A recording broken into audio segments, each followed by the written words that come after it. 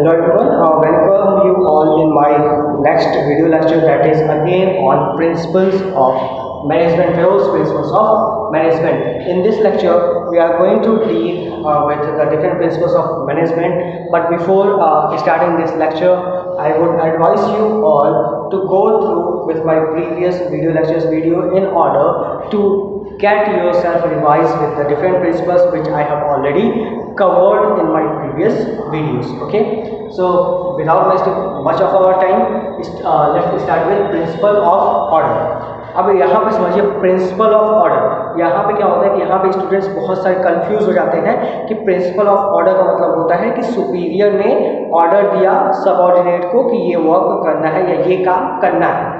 समझिए इस चीज़ को फिर से. प्रिंसिपल ऑफ ऑर्डर में जो कन्फ्यूज़न क्रिएट होती है, कन्फ्यूज़न क्रिएट कहाँ होती है?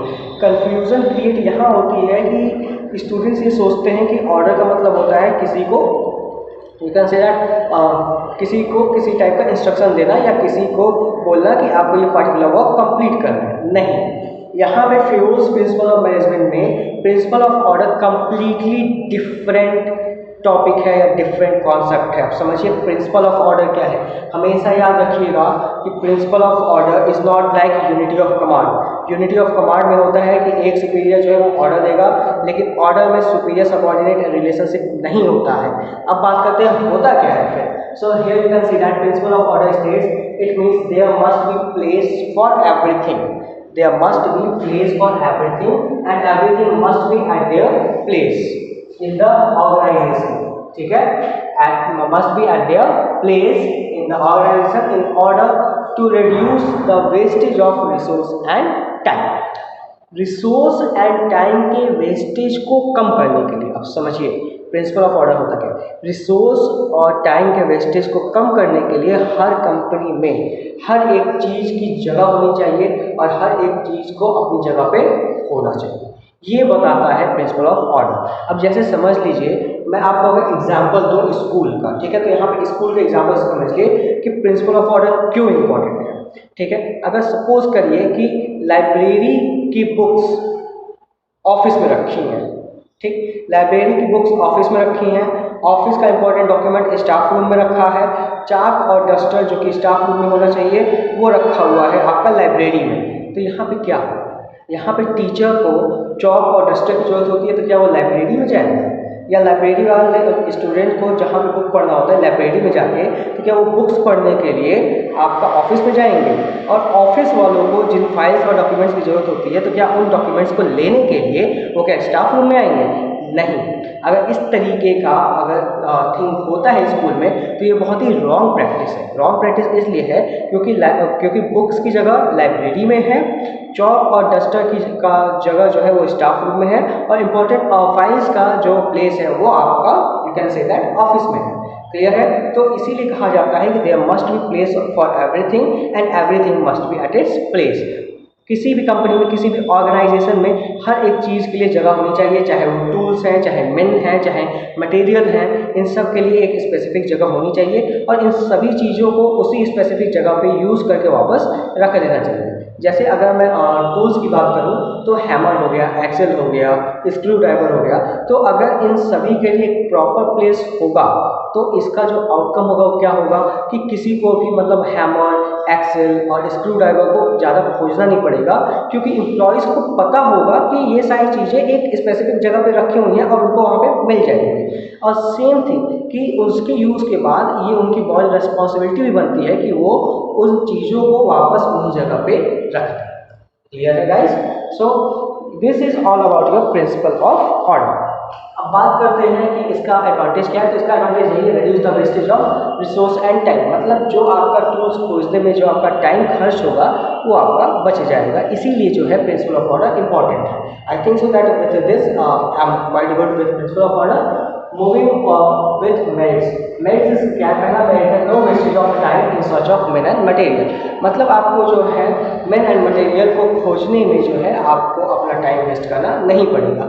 जैसा कि मैंने स्कूल का एग्जांपल दिया, तो अगर जो भी इम्पोर्टेंट ऑफिस फाइल्स हैं वो सब अगर ऑफिस में रखी हुई हैं, जो भी एडमिनिस्ट्रेशन फाइल्स हैं वो अगर ऑफिस में रखी हुई हैं तो ऑफिस पर्सनस को जो है ज़्यादा मेहनत नहीं करना पड़ेगा ऑफिसेस को खोजने में। लाइकवाइज अगर chalk and duster properly staff room में रखे हुए हैं तो टीचर्स को भी ज़्यादा पेन उठाना नहीं पड़ेगा चॉक एंड डस्टर के सर्च में, ठीक है। तो यहाँ पे जो है कोई भी टाइम का वेस्टेज नहीं होगा। दूसरा, smooth and systematic working of organization. Simple सी चीज़ है, अगर हर एक चीज़ अपनी जगह पे रखी हुई है तो आपका जो वर्किंग कल्चर होगा क्या होगा, वो बहुत ही स्मूथ होगा, आप ज़्यादा हैरान परेशान नहीं होंगे। नेक्स्ट है डिमांड्स, मतलब कि अगर प्रिंसिपल ऑफ ऑर्डर फॉलो नहीं किया जाए तब क्या होगा। तो समझिए, अगर प्रिंसिपल ऑफ ऑर्डर फॉलो नहीं किया जाएगा तो सबसे पहला चीज़ है wastage of time in search of man and material. मतलब क्या है कि टाइम का ही वेस्ट होगा कि कौन सा सामान कहाँ रखा है, उसको खोजने में ही टाइम का वेस्ट हो जाएगा, ठीक है। तो first point is that there is a wastage of time in search of man and material. मतलब आप खोजते रहोगे कौन सा सामान कहाँ रखा है। जैसे एग्जांपल समझो कि जब आप लोग स्कूल जाते हो, स्कूल से घर आते हो तो शूज़ कहीं और, सॉक्स कहीं और। तो मॉर्निंग में जो है वो क्या होता है, मॉर्निंग में आप अपने शूज़ खोजते हो, अपने सॉक्स खोजते हो कि सॉक्स कहाँ फेंक दिया, एक्सवाइजेड थिंग्स, ठीक है। तो इस तरीके से आपको जो है मतलब ऐसी चीज़ें ना हो, आपको शूज़ के साथ ही सॉक्स अपने रखने चाहिए, ठीक है, समझिए। आपके नेक्स्ट डिवाइड है not able to contact the people at right time. मतलब आप सही वक्त पे जो है आप जो है लोगों से कांटेक्ट भी नहीं कर पाओगे क्योंकि आपको पता ही नहीं होगा कि कहाँ है। मतलब सपोज दैट अगर आपको पता ही नहीं कि आपके मतलब स्कूल का स्टाफ रूम कहाँ है तो क्या आप कभी पता कर पाओगे टीचर्स कहाँ बैठे होंगे? डेफिनेटली आप पता नहीं कर पाओगे। तो इसलिए जो है हर एक जगह को हर एक सही जगह पे होना चाहिए। So this is all about principal of order. Now moving forward with the next principle, that is principle of equity. Okay, so in principle of equity, first of all, we should know that what does it means. अब देखिए, जब हम equity के बारे में बात कर रहे हैं तो इक्विटी का मतलब ये नहीं है कि जो पैसा पियून को मिल रहा है वही पैसा मैनेजर को मिले, ठीक है। इक्विटी का मतलब सेम पे नहीं है, इक्विटी का मतलब यहाँ पे डिफरेंट है। इक्विटी का मतलब समझिए, equity means it means application of same disciplinary rules.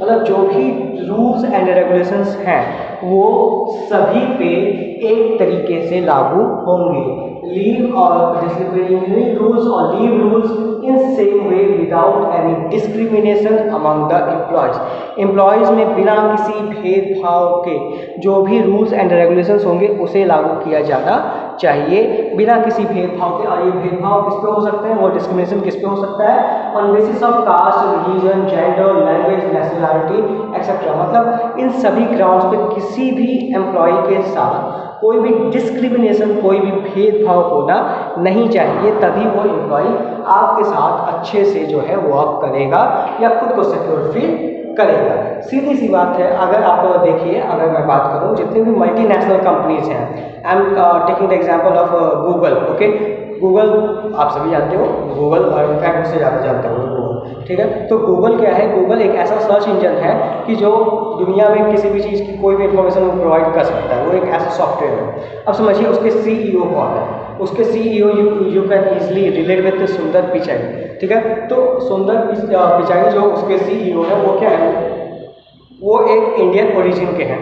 तो ऐसा पॉसिबल कैसे हुआ कि मतलब एक इंडियन ओरिजिन का बंदा गूगल जैसी मल्टीनेशनल कंपनी का सीईओ बन बैठा है। तो ऐसा पॉसिबल इसलिए हुआ क्योंकि जो गूगल कंपनी है वो प्रिंसिपल ऑफ इक्विटी को फॉलो करती है। मतलब वो जो है अपने एम्प्लॉयज़ को टैलेंट के बिहाफ पे देखती है, उनमें किसी भी तरीके का कोई भी भेदभाव नहीं करती है, ठीक है। तो यही जो है कंपनी का लॉन्ग रन में एग्जिस्ट करने का भी मूल मंत्र होता है कि अपने एम्प्लॉयज़ के बीच में किसी भी तरीके का कोई भी डिसिप्लिनरी एक्शन हो या कोई भी लीव रूल्स हो, इसमें कोई भी सबके लिए ये बराबर हो। मतलब जो कंपनी का रूल्स एंड रेगुलेशंस है from the top level of management to the subordinate level, मतलब ऊपर से बड़ा लेवल हो चाहे छोटा से छोटा लेवल हो, सबके लिए रूल्स एंड रेगुलेशन सेम है।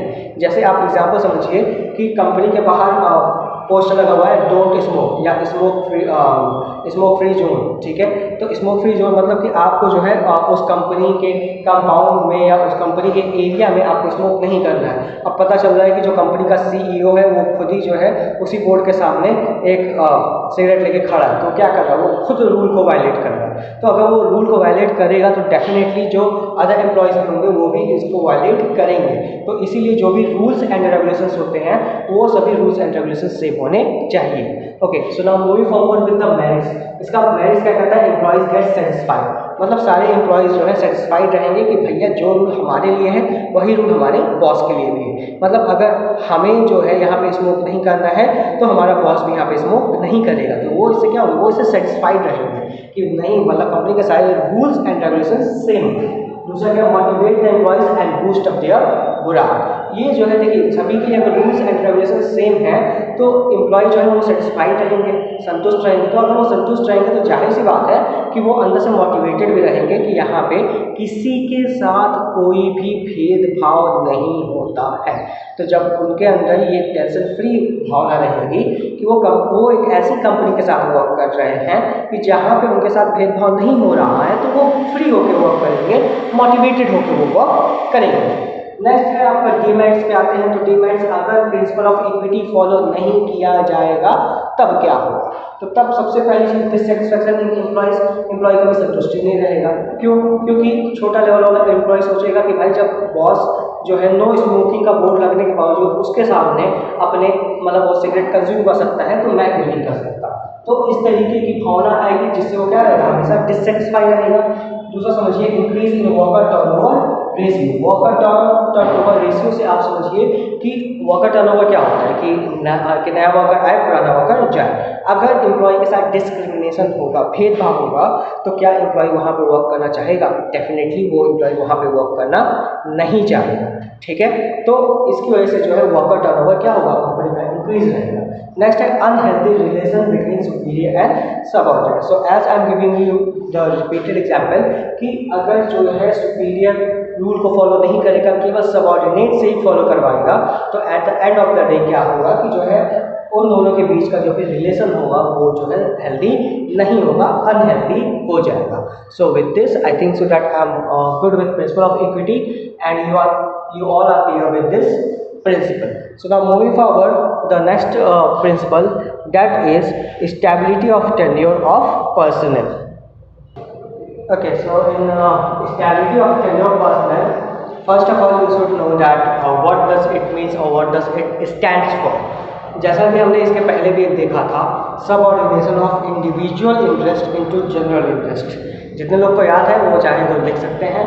ठीक है, subordination of individual interest into general interest, उसमें मैंने क्या कहा था, नाम बड़े और दर्शन छोटे। तो इसी तरीके से अगर आप इसको भी समझिए कि स्टेबिलिटी ऑफ पर्सनल टेन्योर क्या है, तो ये भी जो है नाम तो बड़ा है लेकिन मीनिंग छोटा सा है। मीनिंग छोटा सा बस यही है कि एम्प्लॉय का टर्नओवर रोका जाए। एम्प्लॉय का टर्नओवर कैसे रोका जाए, देखिए इधर क्या है, the management must provide the feeling of job security.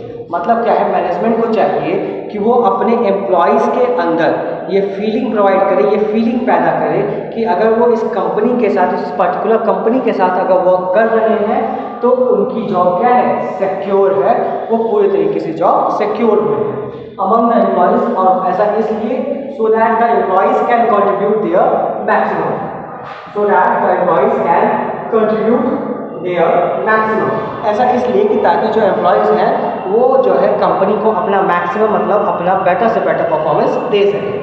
सीधी सी बात है, अगर एम्प्लॉय अपने वर्क को लेके श्योर है कि उसको हायर फायर की सिचुएशन फेस नहीं करनी पड़ेगी, मतलब कंपनी उसको जॉब देती रहेगी, कंपनी उसको जॉब पे रखेगी, तो इसमें क्या होगा, इसमें एम्प्लॉय जो है अंदर से सेटिस्फाइड रहेगा कि that yes I am going to work for this company and the company is going to pay for me. तो उसके अंदर कोई डिससेटिस्फैक्शन नहीं आएगा। तो डिससेटिस्फैक्शन नहीं आएगा तो वो कंपनी के लिए अपना मैक्सिमम आउटपुट देगा, जितना अच्छा से अच्छा वो वर्क कर सकता है वो उतना अच्छा से अच्छा कंपनी के लिए वर्क करेगा। अब बात करते हैं इसके मेरिट्स की। मेरिट समझिए, improves efficiency level of employ. मतलब अगर जो है जॉब सिक्योरिटी बनी हुई है, पुराना एम्प्लॉय ही कंटिन्यूअस कंपनी में वर्क कर रहा है, तो एफिशिएंसी क्या होगी कंपनी की, बढ़ती जाएगी, क्योंकि जो एम्प्लॉय जितना पुराना होते जाता है उसकी एफिशिएंसी उतनी ज़्यादा बढ़ती जाती है। नेक्स्ट मेरिट क्या है इसका, no wastage of time and resource. मतलब कि अगर पुराना वर्कर ही काम कर रहा है तो उसे पता है उसे क्या वर्क करना है, कैसे वर्क करना है, तो यहाँ पे टाइम और रिसोर्स का कोई वेस्टेज नहीं होता है।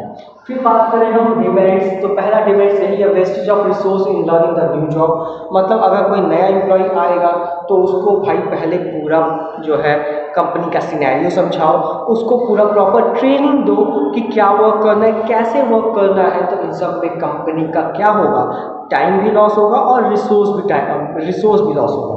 तो अगर ये principle stability of personal tenure follow नहीं किया जाएगा तो कंपनी का रिसोर्स का लॉस होगा और कंपनी का टाइम का लॉस होगा। नेक्स्ट है frustration and dissatisfaction among employees.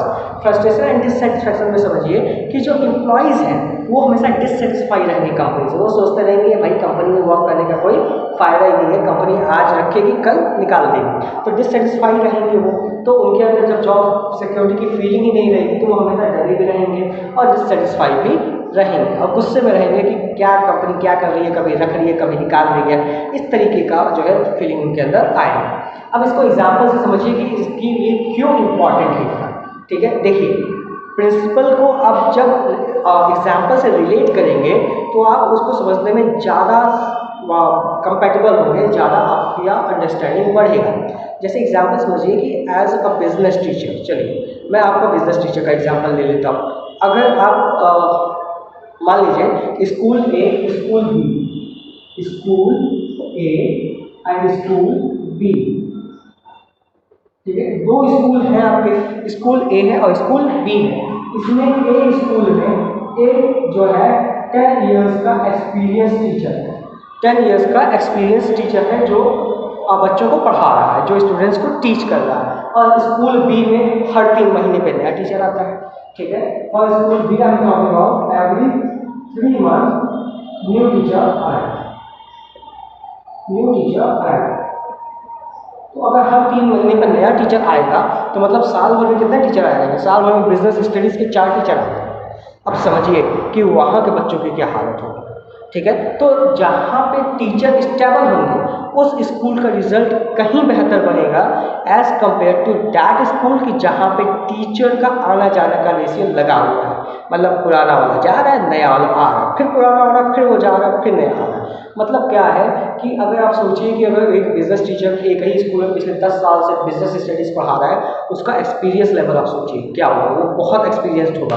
और वहीं दूसरा स्कूल है जिसमें हर 5 महीने 6 महीने पे बिजनेस टीचर को हटा के नया बिजनेस टीचर लाया जा रहा है, तो यहाँ पे क्या होगा, यहाँ पे वो वर्क को समझ ही नहीं पाएगा, अपने इन्वायरमेंट को समझ नहीं पाएगा और तब तक जब तक समझेगा तब तक उसको हटा के नया रख लिया जाएगा। तो इस तरीके का अगर सिचुएशन किसी कंपनी में होता है तो वो कंपनी लॉन्ग रन में रन नहीं कर पाती है। ठीक है, अब हम मूव करते हैं अपने नेक्स्ट प्रिंसिपल की तरफ। The 13th principal of management is initiative.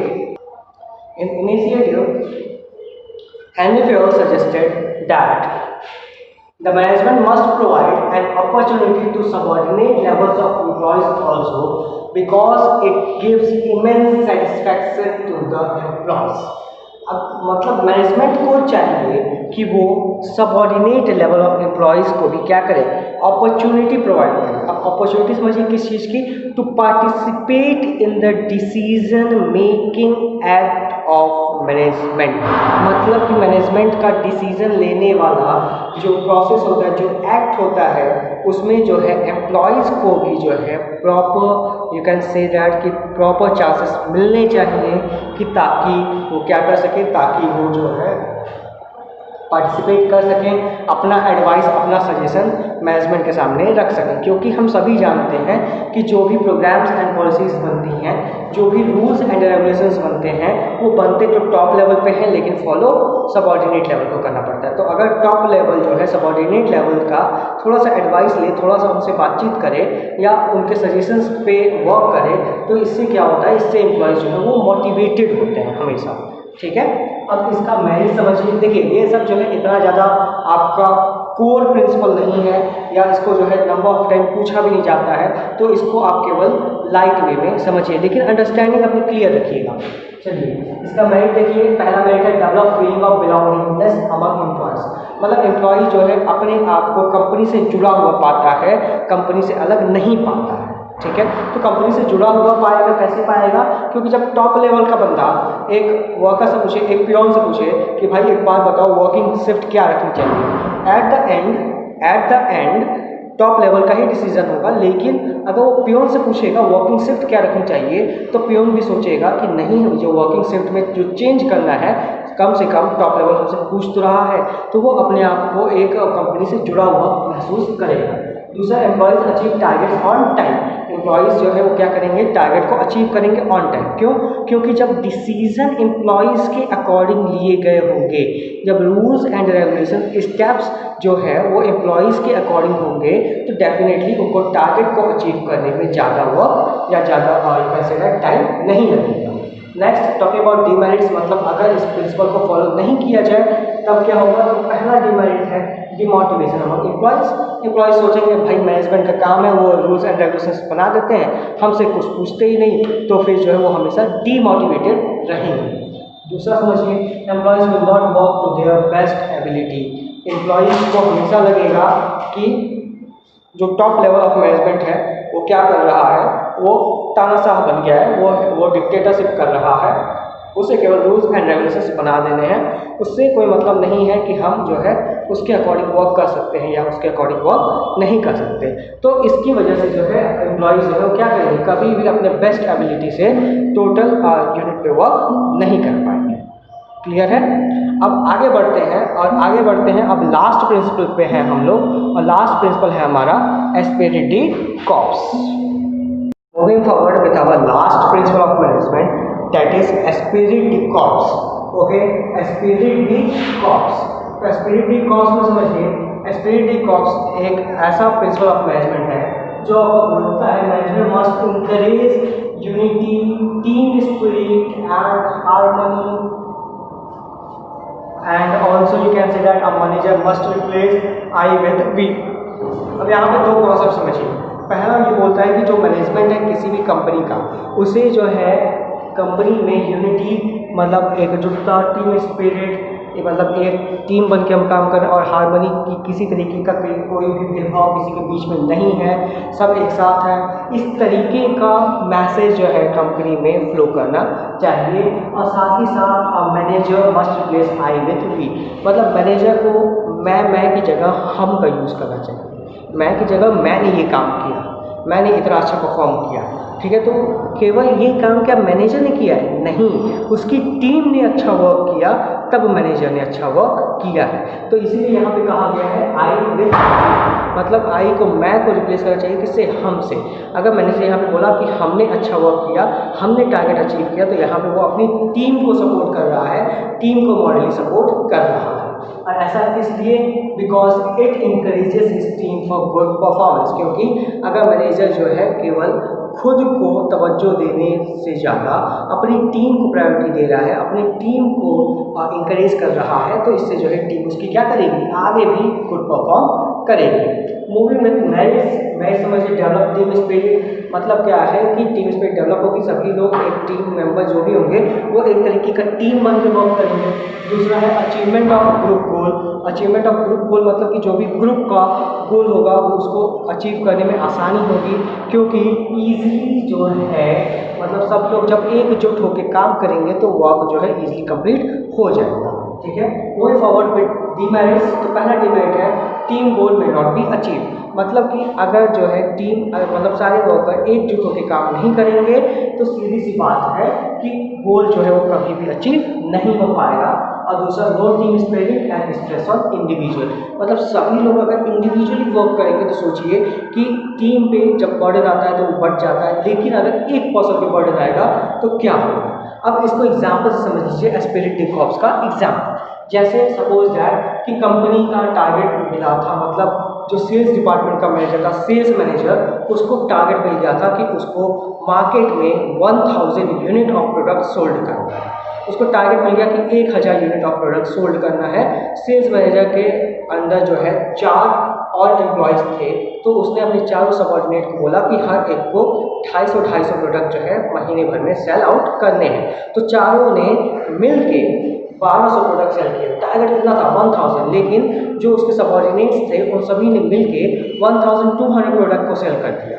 अब यहाँ पे सेल्स मैनेजर जाएगा और वो केवल अपना बखान करेगा कि सर मेरी वजह से हुआ, मैंने ये काम करवाया, सारा क्रेडिट मेरा जाता है। तो यहाँ पे क्या होगा, जो बाकी के चार उसके सबऑर्डिनेट्स हैं वो क्या सोचेंगे, क्या मेंटालिटी आएगी उनके अंदर? मेंटालिटी यही आएगी कि वर्क हमने किया और हमारा वर्क किया हुआ ये परफॉर्मेंस ले रहा है, तो आगे हम जो है अच्छा वर्क, इतना अच्छा वर्क तो नहीं करने वाले, इस तरीके की फीलिंग आएगी। तो इस तरीके की फीलिंग को अवॉइड करने के लिए हेनरी फेयोल ने कहा है कि I should be replace by we, मतलब मैं की जगह हम यूज होना चाहिए।